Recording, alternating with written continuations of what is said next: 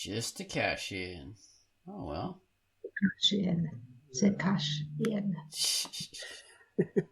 Put the cash in, get crap out.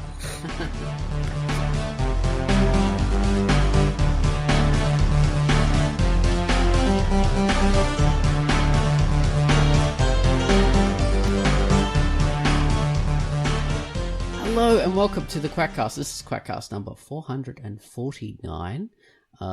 Star Wars 2, the sequel. We're going to be talking about Star Wars again because there's more to talk about. Jeez, it's such a awesome bunch of films. So, yeah, I'm Ozone Ocean. With me is Princess Tance. Hello. And C3P Baines. Hello, sir. Always a princess and never a queen. Like that's terrible. All right, it's Hans Tance. That sounds worse somehow. Tance Skywalker. No. Tance Amidala. Even worse. Like no, there's nothing that's going to sound normal. So. Nothing. Oh, jeez. Hans Arene. There you are. Okay. Yeah. Bring out the merchandise, guys. Oh, jeez. Tance Gruber. Oh, it's a different franchise. That's a different franchise. Yes. Oh, jeez. Well, it's better than Spaceballs anyway.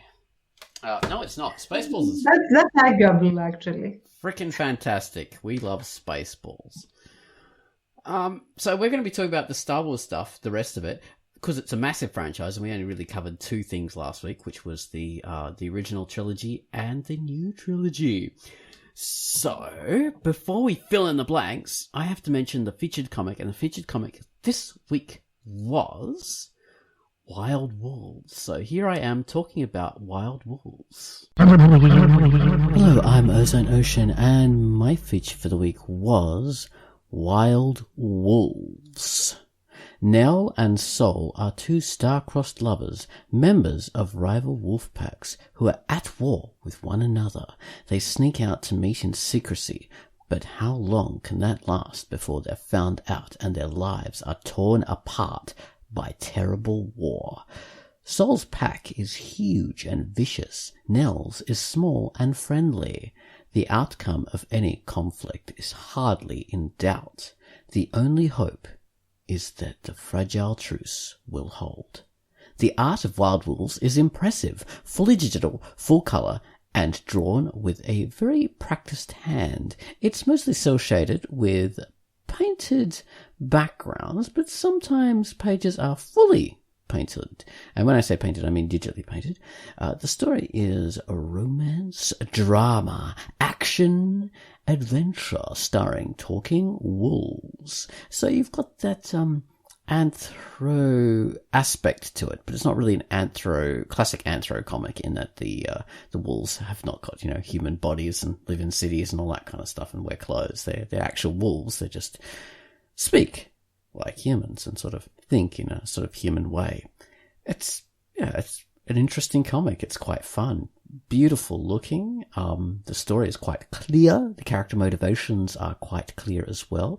And it's compelling. It's well done so far.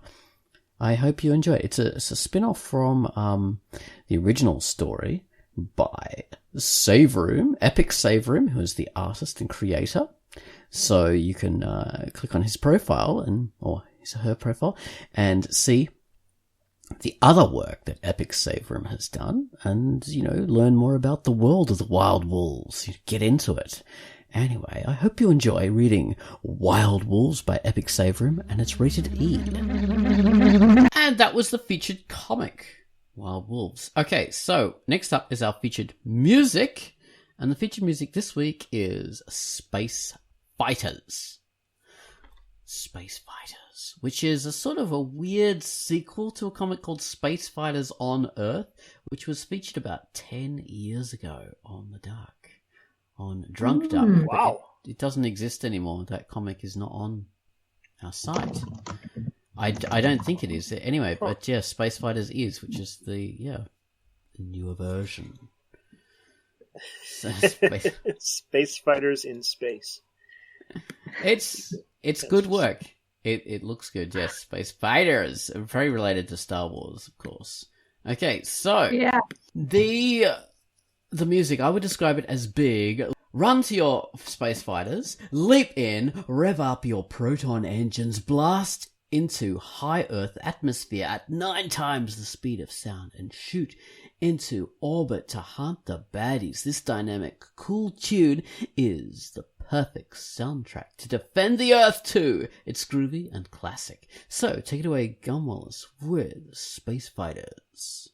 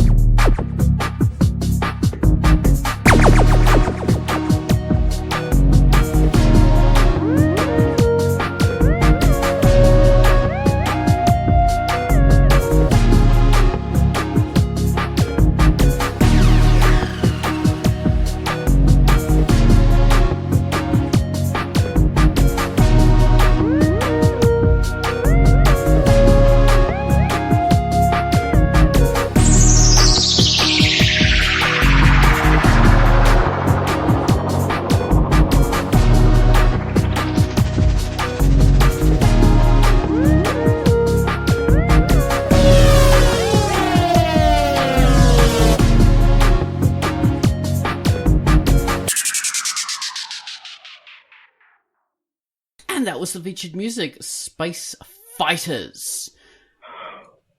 So, last week we covered The Force Awakens, the new trilogy with Rey and all that crap, and we also covered the original trilogy, Star Wars, Empire Strikes Back and Return of the Jedi. Those great films. Not called A New Hope, people. That was many years after. Okay, so there have been many other Star Wars things since then that also build up the whole franchise that we didn't mention. So back in the 80s, there was, of course, The Caravan of Courage, which was the famous Ewok film. We did sort of mention that last week. There was another Ewok film, which I cannot remember. The Star Wars Christmas Special, which no one should ever mention. And we also had there are Star Wars and other media. There was famous Star Wars comics, Star Wars books, which was called the Star Wars Extended Universe, because all that used to be canon. And there was also Star Wars computer games that informed things. And I think there was also another animation back in the 80s called Droids, which focused on R2-D2 and C-3PO and other droids, which I remember. Yeah, I remember fondly. that one. Yeah. That was quite good, but a lot of people don't remember that one. So yeah, so then we had this, I think it was, Gabor Tartovsky, the guy who did Dix's Laboratory and other things. I think he did, Samurai Jack, of course. He did an animated version of the Clone Wars, which was meant to sort of give you more information about what happened in the whole, in the Binks trilogy. So this... So while the Binks trilogy was universally regarded as terrible, the Clone Wars cartoon was regarded as being really extra specially good. People liked that, and it really did inform things. And they were like 5-minute shorts or something, weren't they? They were really, really short, and they sort of put them all together into something bigger. I didn't really get into them myself, but yeah, a lot of people really did like those. And then that also... Yeah, you still see people talk about it online and stuff. Like, really figure it's really great. I've never seen it myself. Yeah, it does get positive feedback. People remember it fondly. They think, yeah, this is really, really a good piece of stuff. And it sort of saved that Binks trilogy in people's minds and helped it to be canon for them, at least. I just really couldn't get into it myself because the films are so crap, so anything based on it really wasn't going to grab me. But there's also the other cartoon. Is that called Clone Wars as well? It's, we have the 3D animation stuff that people love as well, which is that's called Clone Wars.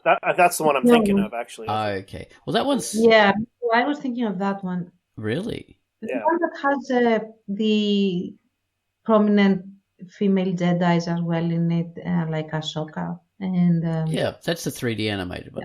I find that one is really for kids. I've tried to watch it and people have said, oh my God, this show is brilliant. I've tried to get into it and it was really childish, just massively childish in so many ways. And not that, people say, oh, this isn't for you and all that kind of stuff. It's just, it's childish in structure. You know how a TV series will often have, that's really intended for kids. You'll have a moral at the end, and you'll have the act structure, and things will be resolved. It's like a Saturday morning cartoon when we were kids. Yeah, it has that kind of feel to it, but that is at odds with the whole what we know of as Star Wars, because Star Wars, even though it's not that adult, it is still way more adult than that cartoon show. These characters who do really bad things, like cut off people's arms and kill people, that kind of stuff. They don't really fit into a world where, it's happy, happy, joy, joy. We'll resolve our relationship issues. And this little Padawan's having some confidence problems, and all that gets solved at the end, and she finally finds her confidence and everything's good now. That is at odds with the Star Wars world. You are going to piss off the people that like Clone Wars, just warning you. Oh well, it's good to have different views of these things, but I thought you were being positive about it. I couldn't read your tone of voice, really. Well, no. I'm not saying it. He was being sarcastic. Oh. I'm not saying it is inherently bad, like the Binks trilogy, because there's nothing really wrong with that. It fixes a lot of those problems because it's better written, far better written. It's just stylistically, it's at odds, and it makes, because say the character design. It makes all the characters super cutesy. So it's like watching Star Wars acted out by a bunch of cute little troll dolls or something. Super cute dolls. It's just, oh my God, that's just saccharine to watch that kind of thing. I would say, though, like a universe and a world like Star Wars has the capacity to have tiers of seriousness and like a depth, in the sense that, like a fairy tale, you can tell it in the like a lightweight, happier, quote unquote, version, like Disney, or you can just pull out all the stops and have it super gritty and terrible and horrid, like the actual Grimm fairy tales, where things like people get mutilated left and right, and then it's just a Thursday. So it really depends on what you choose to do with the cosmos. Okay. But Clone Wars, although it might be like a bit too clean and a bit very much so in certain things, still remains very much within the whole framework, and it has the feel of Star Wars. It's just like the history lessons that we get when we are in primary school. Like, we don't get the whole 9 yards of it, in a sense that, yes, there was a war and people, these people won and these people lost, and let's move on. So we don't really get into the depth of what that meant necessarily.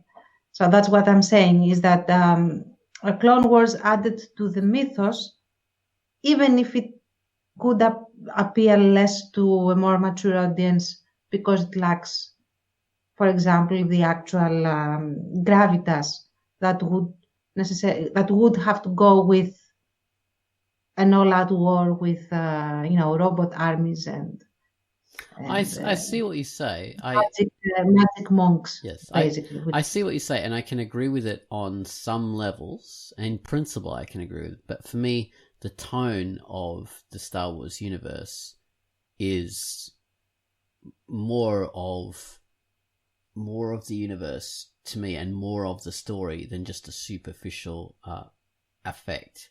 So taking that away makes it not Star Wars, at least to me. Other people, yeah, sure, they like it, so, and they don't mind it, and I accept that. But for me, it doesn't feel like Star Wars. It's sanded off of all those things that make it Star Wars. So yeah, that's my response. But I do agree with your analysis, at least for some people, and that's why they like it. Not that there's something wrong with it. I think I would agree. There's probably space for a lot of different things. Like maybe I haven't really read the Star Wars novels, although I bought some of the classics to check them out, and I will. But I would guess that would be a place for more serious stories, maybe more hard-hitting stuff, maybe a little grittier, a little more intense. I could be wrong about that, but then obviously cartoons are going to be a different kind of tone. Yeah, I would also say that the point that you made is very legit, in the sense that not everything appeals to everybody, and not everything appeals to all demographics, and that is a pack and parcel of what comes, with an artistic product, let's say. But I would there are two ways of approaching this. Okay, you have this that will appeal more, for example, to young adults, or it will appeal more to an older audience, or an audience with specific inclinations, and so on and so forth. That's the one thing. And the other thing is whether it is structurally and narratively sound and consistent with everything that has been already set as the original framework, about certain characters, about certain rules of the game, like what is the Force, how does the Force work, how quickly do you acquire Force skills, or how easy is it to be seduced by the Dark Force, and what does this entail, and all these things.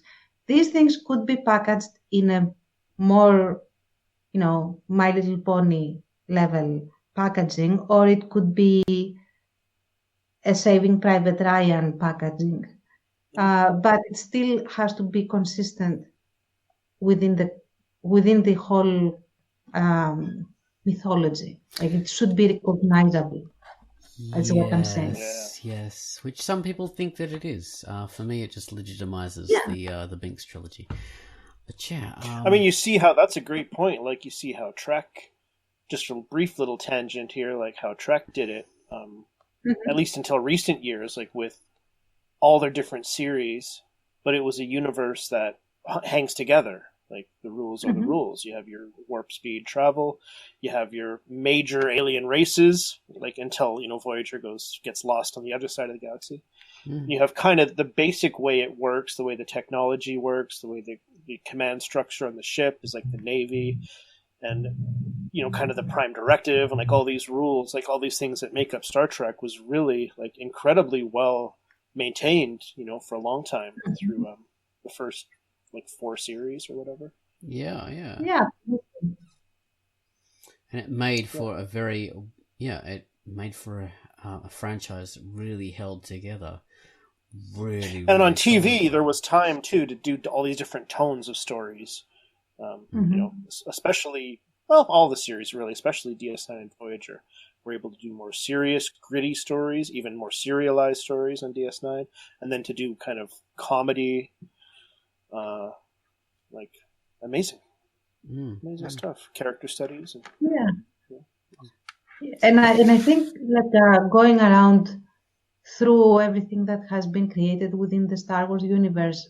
That should be one of the major elements of, okay, does it respect the source material? And the source material in this situation is the original trilogy. That's what started everything. So when you have this original trilogy that completes, the first chapter from which all the other stuff is stemming, then you have to at least consider that as your canon, that you have to discipline yourself to, and when you evolve that canon, it has to be evolved and not broken, if you know what I mean. Yeah. Yes, well, so what they did with Star Wars, they say now that the books and the comics and all that kind of stuff, which used to be, and the games, which used to be all canon, are now no longer canon, and they are considered now as legends, basically. So, So basically alternate glorified universe. fan fiction. That's Yeah, what they're saying. Right. exactly. Which allows them to say, okay, it's only the films that matter. And, the Yeah, Clone that Wars, doesn't help sort of. very much, though, does it? What was that? I said that doesn't help them very much No. because they still are not very consistent with the original movies. Even if we take into account the whole midi-chlorian stuff and the Binks stuff, Yes. still doesn't make a lot of sense. And Delicious. So, well, speaking of grittiness, we have, of course, the Solo film and Rogue One film, which was a huge departure. It was made very, very shortly after, I think, The Force Awakens, wasn't it? Those films, because they were sort of rolling with it. And they have I think it was just after a year or 6 months or something like that. And those films have a very different tone to The Force Awakens. So The Force Awakens is very much still, a happy, joy film. Nothing really bad happens there apart from Han Solo being killed. Spoiler! But apart from that, it's pretty, fluffy stuff. Whereas Rogue One is way, way darker. And it's regarded by many people as being one of the best Star Wars films to date. And Solo has mixed views on it because, there were some problems with the directorial choices, and I believe even a whole bunch of different directors, but Ron Howard was the one who ended up doing it, and it's a reasonably good product in the end, and there's a lot of good stuff about it, and I think it even that is better than Force Awakens. So those I think are quite good Solo additions. suffered in the shadow of Return of Last Jedi. People would be much more open to it if they were happy with that movie. Oh, really? I think there was that. Okay. Yeah. Well, so I'll talk about Solo. It had some problems. All right, so the best part about Solo was you're going back to the whole 70s style.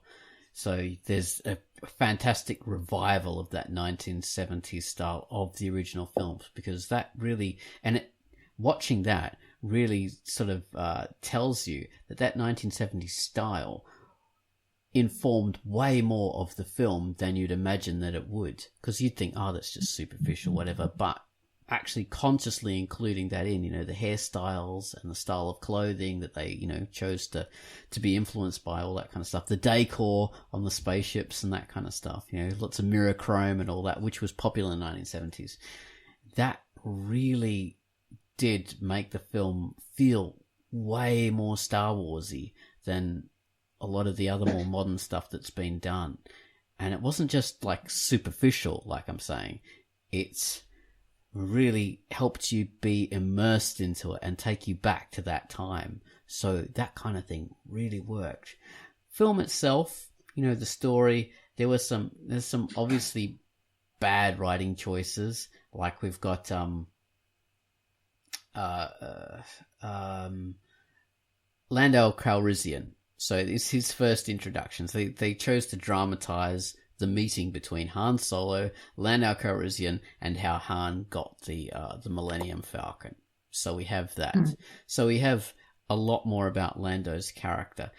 And what they've done there is to sort of taken sort of a snapshot of how he appeared to be in The Empire Strikes Back and expanded upon that with, one writer's idea of what he's like. And it really went in completely the wrong direction. So he's turned into a fop.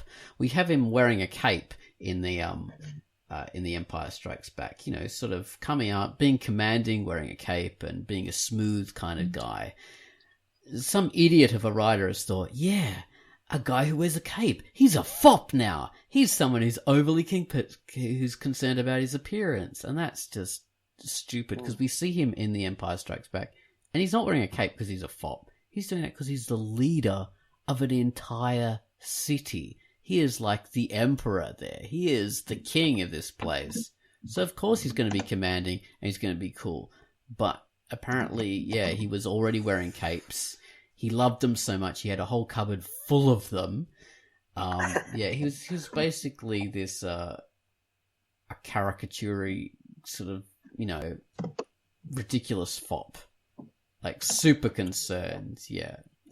Yeah. Yes. So that was just we're not dumb. talk about that. Why would he be like that?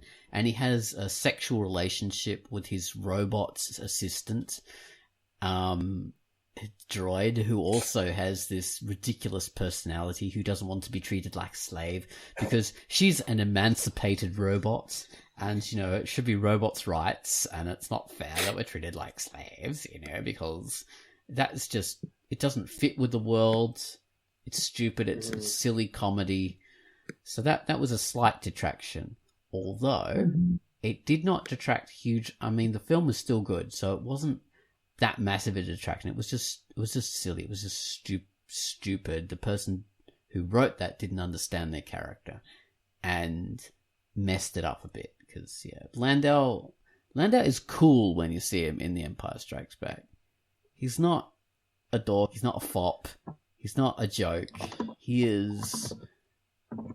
Manly man. He is more groovy than Hans, basically. Yeah. He is, yeah. Competitor for Han with Leia, Yeah, exactly. Yeah. Yeah, a realistic competitor. But in the Solo film, no, he's not. Girlfriend, no, he doesn't think about girls that way. No, he is into droids. He has a special relationship. Is that what it was? But they are female droids, and Yeah. maybe it's the personality that he wanted. We don't know. Yeah, anyway, so that was a slight bum note. The other bum note was another one of these things. I mean, this is basically a 2000s thing where we include these elements in films to try and fit with the current zeitgeist, of how culture is. But we do it the wrong way because the people who are doing it, I'm just kind of like treading on eggshells here, but the people who do it really don't understand those issues, so they handle it badly. And I'm talking about in Solo, we have the Space Africans, which is basically the equivalent of, like the Avatar characters. Basically, characters that do not fit, being used badly, and so you're mishandling the situation. So we have a planet where there's like special fuel that the Empire needs, so they continue raiding it from the natives, and the natives don't like it, and the natives want to protect their planet, and the rebels are also raiding the planet for the fuel. And then we discover, oh look, we're both fighting over this planet, why aren't we considering the native population? And the native population take off their masks, and they happen to be a bunch of tribal African kind of people, which that's kind of massively heavy-handed, and it's so heavily-handed it's actually racist, because we're saying, oh, like, even in like a fantasy alternative world, black people are still an underdog kind of primitive bunch of people. That's how they are. You have Landau, but he's like a super exception because he's a very foppish kind of flaneur kind of character. I will remind you that you said that you liked this movie. Yes, I did, which is why I can be so critical of it. So even though we have those bum notes, in spite of them, the film had a really good adventurous tone. It establishes Han Solo's character as being like a scamp and a rogue, and it does that very well. And so there are a lot of good parts of it. So even though it made some really, really bum steps, in spite of that, it turned out well. And it's fine for a movie to have bad steps as long as the whole thing turns out well. And it did. It's a heist movie. It has a lot of adventure. We're seeing different parts of Solo's life. We're being informed about how he used to be in the Empire and how he used to be a soldier fighting for them. He got dragooned into that. He had some kind of lost love who now becomes part of the Empire, and not part of the Empire. She just becomes part of. Yeah, I think she does. She becomes part of the Empire, and lots of betrayals, and I'm betraying you, you're betraying me, we're all betraying each other, and just some good little scenes. So overall, in spite of its issues, it's a good film, and those issues weren't big enough to ruin the film, which is a good thing. They're not Binks level. I don't even think, actually, Jar Jar Binks actually doesn't ruin that trilogy. That he's just he's just a mascot for how bad it is. He's just, a poster boy. I would say that you hit on some of the points of contention that have made Twitter blow up several times, and people fight from both sides. And I think that the problem with the movies of this kind isn't that they want to conform to the zeitgeist, as you said, or they want to code for issues that we are currently experiencing, or have trends that are popular during the time that they are made. This is normal. That's how often movies are dated as well. However, the problem is the whole tendency to fit. I think this is like a pincer movement of distraction for movies, in the sense that on the one hand, they feel that they cannot create something that is new and will develop the clout and the popularity of existing characters or settings within a franchise, let alone a new franchise itself. And on the other hand, they want to inject the new stuff in the franchise without really changing it very much on the outside. Just change it on the inside. So what you have is retconning upon retconning upon retconning of characters that are established to be in a certain way, or are established to have a certain trajectory or direction, call it what you like. And that is where the problems begin, because that is bad writing. And it is bad writing because originally the character was set up to have a certain development within the environment that this character has been placed. So it feels more organic, it feels more natural for the character to have evolved the way he or she evolved. And then you come and retcon this character to be someone else, in essence, just wearing the skin of the original version. But that isn't supported by the environment that you have left as is. So it feels like an imposter, like the Body Snatchers, to reference camp movies. Like it's like you have changelings that are impersonating original characters rather than have the guts, if you want, to create new characters that are very compelling, and they stand on the shoulders of the previous cast to carry on the torch, which could absolutely happen. And these new characters can have the things that you want. Like in the new trilogy, they had this enormous potential of introducing everything they wanted, because I think audiences were all for watching the old guard, the old school glorified guard, to pass on the torch to the new guys that would make the scene. Because of course, you have they have been around since the 70s. The actors are old enough to be the venerable old guard with the experience and the knowledge, and able to enter the new, the young blood that is boiling and probably has, their own conceptions and their own issues, and they might be immature and they might need guidance. I think that people would love to see that. And you could have Ray and Poe and Finn and all these people be extremely compelling with their own issues that could mirror the issues that you want to include from our current society without any problem. And they would just join the pantheon in a sense.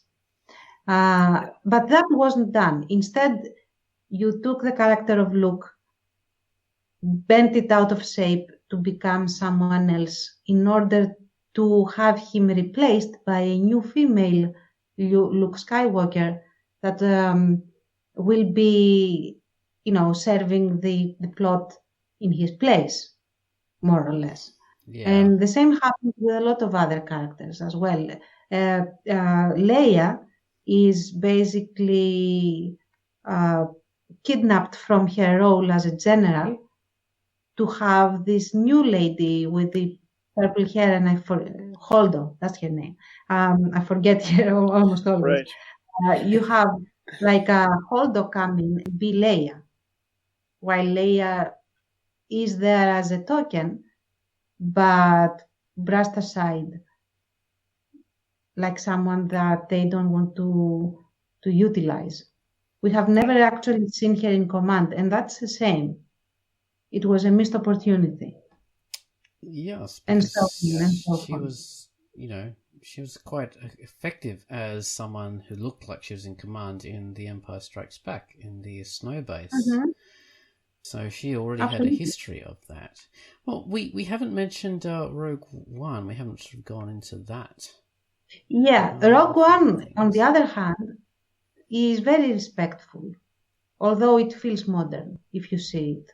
It feels like a modern movie, but it fits well as an addition.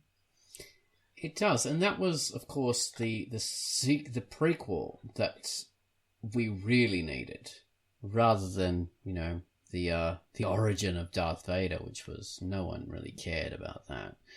This was the real prequel, where it's mentioned in the text crawl in the first Star Wars film. They're basically telling you what happened, and this is the moment just before Star Wars. So we actually really get to see what happened, and it's an interesting film. It's well done. There's good performances from all the people. It's a bit of a downer at the end, but then you have the excellent scene with Darth Vader, which that's not really a spoiler. So yeah, I would say that is a worthy addition to the whole franchise, the whole Star Wars canon. That did it well. And it's a very dark and gritty thing. Getting back to what I said about the Clone Wars, this isn't a film with the darkness and grittiness shaved off or sanded down. This is a film with a good level of darkness and grittiness, which really does make it feel like a proper Star Wars film. So this isn't just, simple PG stuff. This is nice and well done. This is definitely not a film for children. Yeah. And also, they don't have a main character that is a Jedi, No, that's true. There are no Jedis in it. There's a character that thinks he's a Jedi, but apparently he's not. Well, the only Jedi is Darth Vader. He sort of briefly appears and he has a cameo, pretty much. So it is, and that's enough because it's like the most. I think it's like one of the best canon appearances of Darth Vader across films in that scene. The only detraction I would have about it is James Earl Jones's performance. So James Earl Jones is quite a lot older than what he had been in those days, but it's not his age that affects his performance. It is that he is no longer the classical Shakespearean actor that he used to be when he was doing Star Wars, the original film. Now he is far, far removed from that, and his performance is slightly, it's far too American, and it doesn't have the same feeling. He's not the same fellow.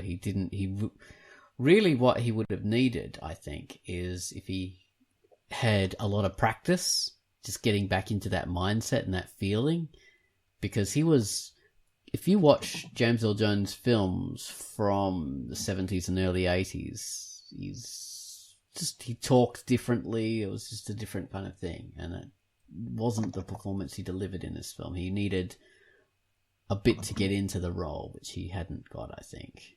So it's just not the Darth Vader, But it's brief, and it's good to hear his voice again. It's fantastic to see the character. So yeah, it was good. So you guys haven't seen that one? No. What? Rogue One. I didn't catch it. Sounds like Tans did see it. No, No, I saw it. I saw it. Mm-hmm. Yeah, so it's quite an impressive film. I found it a bit confusing because we go back and forward and to this planet to that planet and do this and that. But overall, it holds together quite well, and it's an engaging film. A lot of good scenes in it, and it turns out really well. I have to say that there are two things that I liked in Rogue One. I feel that it is very legitimately, as I said before, a Star Wars movie that fits in with Star Wars. I didn't love it, but lately I have to say that this might be me. I am very easily, I disengage easily from films. So there has to be a certain level of engagement for me to remain engaged. So when they got into some of the arguments, why should I listen to you, and you're not my father, and blah blah blah, this sort of thing, I tuned out a little bit. But there are two things that I liked. One is the end scene with Vader, and I think that just for that, it's a remarkable movie. Yeah. The other thing that I liked was that it was a very concise and powerful movie without actually having Jedis in it, per se.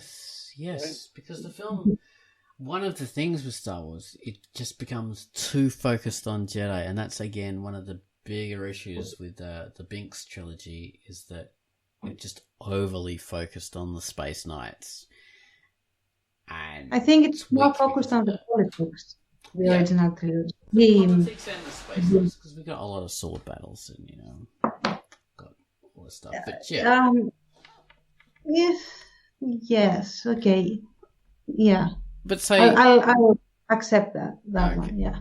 But in Solo as well, we haven't got Jedi either, really, that I remember. But so in Rogue One, which fits in, right? It's respectful of the original again in that regard, because the Jedi are supposed to be kind of gone.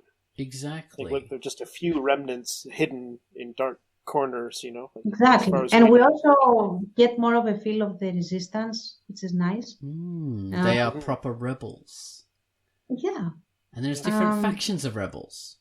Bothans. So we don't have, which is, you know, it mirrors reality in that, you know, when you have rebel factions and groups, it's like, yeah, these people are a bit dangerous. I mean, I don't know if I want to be associated with the rebels. I mean, they're rebels for goodness sake. You know, maybe our family will be killed because of reprisals from the Empire, you know, which is that fits with reality. And there's different, you know, they don't fit together. They're like, you know, they don't agree with each other.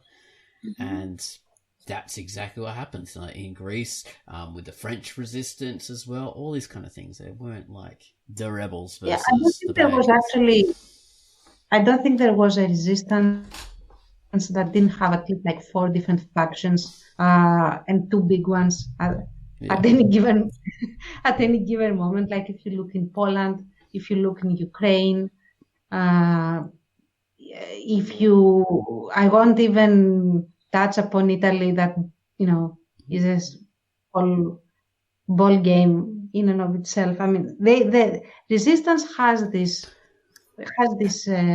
tendency because it is a power vacuum for political prowess and political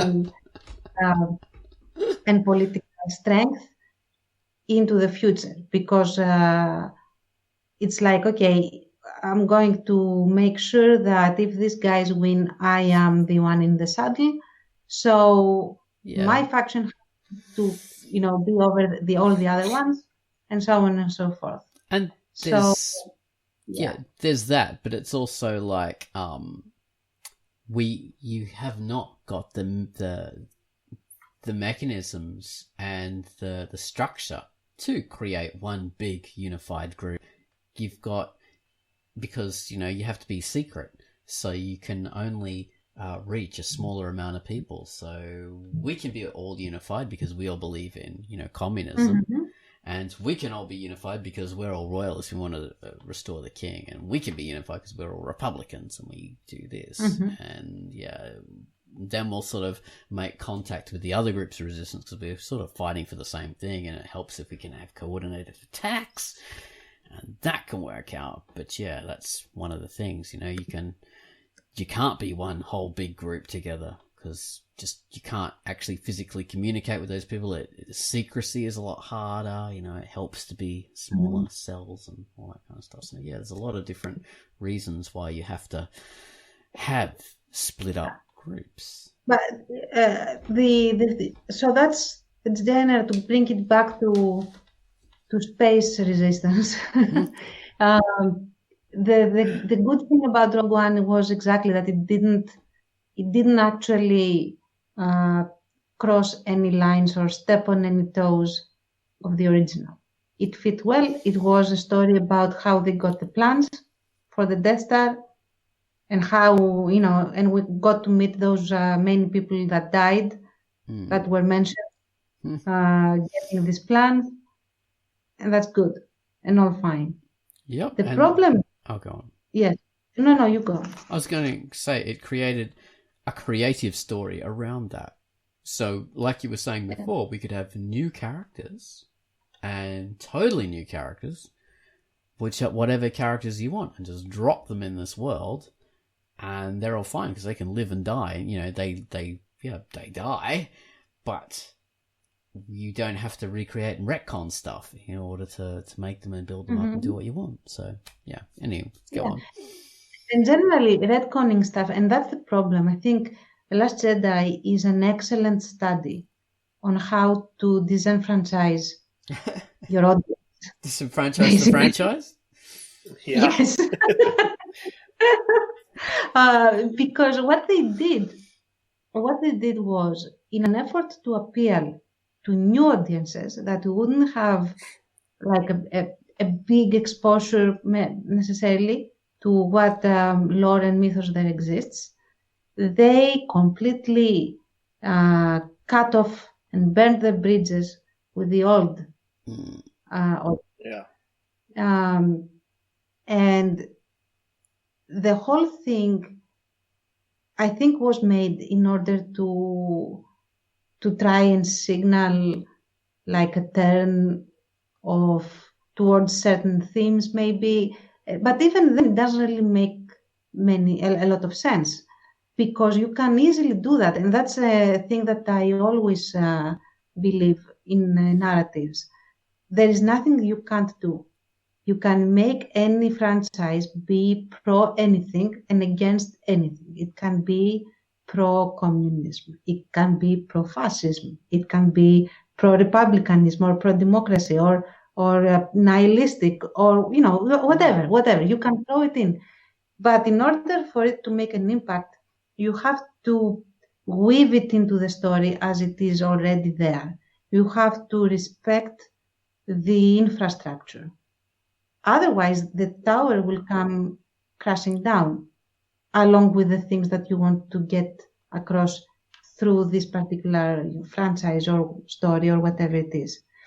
And I still cannot really understand why they went about it this way. They could have had easily, like the new lead female to be even bigger than Luke Skywalker by having her be handpicked by Luke Skywalker, be the one that deserves to be his, the one that carries his legacy, and people would love her. Yeah. I still don't get it, why they did that. And make them work together. Yes. And yet, instead of making her better and he's terrible for some reason, and she could totally so strange. But she could even become better than him. That's the whole idea. If you are a parent, you want your kids to be better than you. Yeah. And the same thing goes, for the newer generation. You want them to be cooler, more awesome than the previous awesome guys. Mm-hmm. So they could literally be, the newer, better version that everyone loves more than the original trilogy, but still love the original trilogy as well. Yeah. So, yeah, which they did not quite do. I mean, even what's his name, Kylo Ren. Even him, he's a dorkier version of Darth Vader. He's emo. He has temper tantrums and stuff like that. It's not how you make a good bad guy. What's that? I don't think Darth Vader was emo. No, exactly. So Kylo's emo, and he temper tantrums all that. None of that makes it an intimidating bad guy. It doesn't even make an interesting bad guy. It makes it pathetic. No good bad guy is ever like that. Hans Gruber wasn't like that. He does have sort of temper tantrums, but he is like commanding, and they're Actually, I agree. But it's not like you can have someone that is deranged and has mommy issues or daddy issues or is trying desperately to carry the legacy of someone. And the best character I have as an immediate example off the top of my head is Azula from The Last Airbender, the animated series. She is a terrible force to be reckoned with because she is extremely deadly and she is a machine. She stops at nothing. She is also crazy, like batshit crazy. And she has these huge blow-ups and huge temper tantrums when she doesn't get her way. But that doesn't detract from her character because this immediately gets translated into something devastating, not for the computer panels and the hardware around her, but the people that are going to be on the receiving end of her tantrum in the long run. Like she throws the tantrum and then she goes and burns a city to the ground. So the tantrum is a signal that the really bad things are coming, and you don't get to say, okay, she's a spoiled brat, but you don't focus on the spoiled brat part. You focus on the, oh my God, what's going to happen now that she is blowing this fuse, which isn't something that you get with Kylo Ren as much. Yeah, it's more more a pathetic character, damaged character. Which, damaged characters have their place, certainly, and it's a good thing to examine, but not in this particular franchise. It doesn't fit. Seeing, what we have, things like, Darth Vader, we need someone who can fill those shoes. And a pathetic child just doesn't really cut the mustard. You have to have someone who's strong. I agree to a point, but I also don't agree in the sense, like as I said before, you can write any character in any setting, and you could have like a extremely deranged bad guy that, like, you could have someone like Caligula in the saddle who would be insane, and he would throw tantrums and he would try to appeal to the love of his grandfather or whoever, but still be extremely dangerous, intimidating, and a force to be reckoned with. And also it would be something new. It wouldn't be Darth Vader, because Darth Vader would be composed and the calm, sinister, suave voice guy. And this guy would be the insane guy that nobody wants to be in the room with, because you don't know if you will exit alive. And that's fine. Yeah. So. Well, yeah, but I think Star Wars lends itself to that, those kind of villains, though. Those more composed style, rather than the crazy Caligula kind of style. I know what you mean with you can fit anything into anything, but still, stylistically, it has more a traditional fit with that universe. You've got because it comes from, Star Wars comes from, aesthetically, we have British baddies in the original films. British baddies, classic actors. So Grand Moff Tarkin, I can't remember the actor, brilliant actor. He plays like the chief baddie in that film, and Darth Vader is like his an underling kind of character. He's incredibly composed, and basically all of those baddies were composed stoic people, which made the Empire seem even more evil, because it's run by mechanistic, logically thinking people who really don't, they don't have much passion in them. They're just thinking about everything in a very straightforward way, which, is often more terrifying, because they don't think and feel like humans, and they don't see other people as being human. They just see other people as being stepping stones. That's, basically what the Empire was. And of course we have ridiculous Emperor who's ranting about, yes, let the passion, let the hate overcome you, and all this kind of stuff, which really isn't. You always get to think, like, if you just put a sock in it and let Vader do his job, he would probably have turned Luke to the dark side. Exactly. The Emperor was a stupid character. Oh, yeah. But that also, like, I could go with that, because he was so damn conceited, like, oh, everything is going according to my plan. Oh, that sort of thing. So yeah, there are people like this. I have met people like this. Like, everything's going according to what I said. That sort of thing. Of course, really? never does. Yeah. No. Famous last words. Yeah, it's like when it's the universe that says, okay, you think you have your plan ready. Let me pay attention to it now. So there's that. The biggest issue also, I think, was that I have said that before, that especially with the Last Jedi, there was all this PR that the criticism comes from a disingenuous place in the audience, that it's not that you don't like the movie is excellent. It's that you don't like the lead being female. or you don't like what was the other thing? I think just that the lead was female. That was the issue.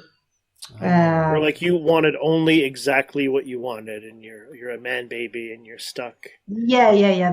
This whole that's the worst ad hominem attack I have ever heard. Yeah. But it's true because it's easy, it's simple, and people can fight easily with that fodder. Mm-hmm. And the thing is that Ray is objectively badly written. She's not a bad character. She's just badly written. And the reason for that bad writing is that she gets things rather than earning things. Oh yes, the Mary Sue And kind I of think issue. that she doesn't actually seem to want. I don't think she wants actually anything. Yeah. So why would you care about Ray? What does she want?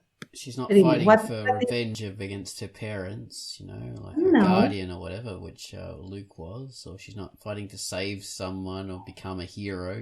That was his motivation. She's just doing it because she's bending to the winds of fate. It's like something else is manipulating her. It's the old. Yeah, you might argue that she doesn't like Kylo Ren and the new order or whatever it's called. But people get engaged in a resistance of any kind for more visceral purposes than just ideological differences. And that might sound cynical, but it really isn't, because ideology is an abstraction of practical stuff, things that you want to happen in your daily life. You just translate them into more abstract, more philosophical or ethical or general ideology. So people tend to join the resistance when the way of life that they want cannot exist with whatever it is they are resisting in the picture. So Luke has that as an element in his development, and so do everybody else. Leia had her planet destroyed. Yeah. And her people, she is the last survivor of an entire race of people. Yeah. Or many races, actually. And it's a before planet. that, she's a politician of a deposed, exactly. kingdom. It's under the thumb of someone else. So her people are being dominated. So she's got that. Exactly. And even Han Solo, who's a rogue, he says very clearly that I don't have skin in this game, so I don't really care, until he has skin in the game because he has fallen for Leia or because he feels that his friends are in peril. So he is resisting because he has skin in the game now. But originally he's paid to do it. He's a mercenary. He is the only thing that makes him do it is because he's promised payment by Obi-Wan Kenobi. Yeah, exactly. That's his thing. And the other thing is and he has a big debt. Sorry, Tans. He has a big debt to pay. Yeah. So he has something that threatens. I mean, just as on a character level, just shrink it down for a second. It's really well done in its simple way. For every character in the original. Everyone has a reason to be where they are and do what they do. I don't have there is no reasoning. She is just on for the ride because she's bored. That's the only thing I got from her, at least initially. I don't. Now maybe she has friends, but even her connection with other characters isn't that strong. Who is her closest friend? Well, yeah, so Finn and Poe both have much better motivations, because Finn is a reformed, he's brainwashed as part of the stormtroopers, and I don't like that factor. I think it would be much better if the stormtroopers were actually proper soldiers rather than just brainwashed babies. That's a bit silly, but whatever. Stylistically, it fits within the world they've created, and he's fighting against, oh my god, what they made me do, and it's like really evil, and I have to atone for it. Mm-hmm. And then Poe, we have like committed classic fighter pilot hero who's already part of that thing. He's already a resistance fighter. He's already a fighter pilot, and that's his thing. Mm-hmm. So they have valid reasons. Yeah, with Rey, she's Yeah. a junk rat, and she scavenges stuff from old spaceships, which she could happily go back to. There's no reason why she can't. That's and she could have had there would have been a legit motivation for her, at least initially, to get into this, into discovering who her parents were, or trying to find them, in the galaxy, because she had landed. So that would have been a good motivation, but at least I don't recall having that as a motivation anywhere in the movies. We as an audience imagine that will be her motivation, but it never is. No, you cannot fill in the blanks, because if you fill in too many of the blanks, eventually the movie is going to lose you anyway, because what you are imagining is not what is going to be there as the story progresses. So she's on for the ride, then she meets these people. And again, what is her connection to anyone in there? Would she be? Does she feel that anyone is vital in her life at this point? And I don't think so. I don't get this impression from her. No, it's just, unfortunately, it's another instance of bad writing. But even so, it is objectively badly written. It's still better than what we got with the prequel, and I think that's why people still want to like it and still will defend it, because although it's not great, it doesn't, a lot of things don't fit and they are hollow, it's still far better than what we got with the Binks trilogy. So we'll have to I think that narratively speaking, and probably I will be castigated by at least some people over this, but I think narratively the prequels are better. Really? What they lack. Oh, I don't agree. I know you don't. I'll explain why I'm saying this. I said narratively, okay, not in the writing and how this progressed on the screen, but in terms of plot and reasoning of the characters, I think the prequel is far better than the sequels. What is better by far in the sequels is the setup, is the feel that you are watching an actual Star Wars movie. It is the general imagery that you get to see. It's far better. Yeah. But the prequels had clear motivations for everyone. Palpatine wanted to basically turn the Republic into a dictatorship a la Romans. Okay. You had Anakin wanting to become better to help his mom. Then when his mom is murdered, he has this motivation of revenge, which is the seducting element that pushes him more towards the dark side, and so on and so forth. I mean, Queen Amidala wants to protect her planet and the Republic. Like they have specific, reasonable motivations for doing what they do. And the progression of the whole story, like the bare bones of the story, not the way that it was actualized in scenes, is legit. Like Anakin falls in love with Amidala. He's forbidden from loving her, so they basically elope and they have their romance going and everything. These are legit stuff. I can, get behind this. The problem was that it was written in the worst way possible, and with a dialogue that was to die from, not to die for. So Yeah. of course, it loses. Yeah, it was quite clunky. Quite. I mean, I would agree with that actually, and I'm not a prequel fan, but I would agree. The new ones are worse, shockingly. Other than the visuals, and that's well said. Like what they look like Star Wars movies. They feel like them as well. The actors are fine. Yeah, the actors are good, really. Yeah, okay. It's where are we all sitting as Star Wars fans? Well, the next one coming out in a couple months. It's interesting. Well, I haven't seen the Last Jedi, and I don't know whether I'll see these ones. I will wait and see. Oh, okay. We will see. Well, we no urgency to see the Last Jedi. No, I don't really care. It's the Force Awakens was just so. I have some hope for Rise of Skywalker.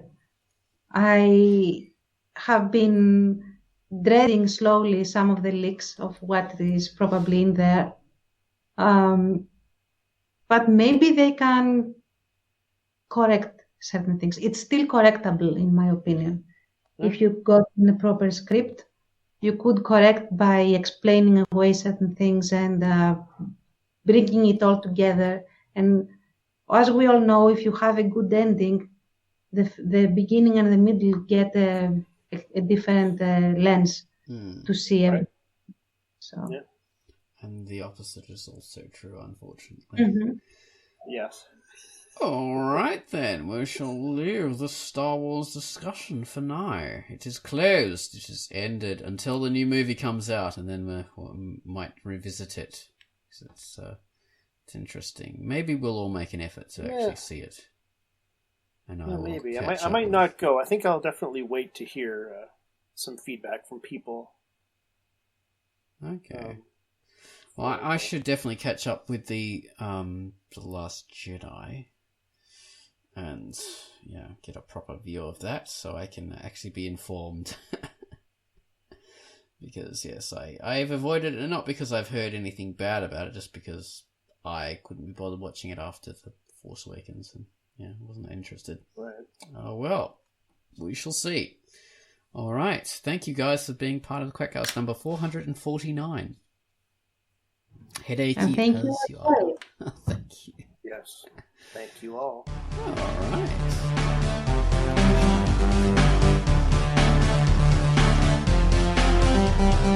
right.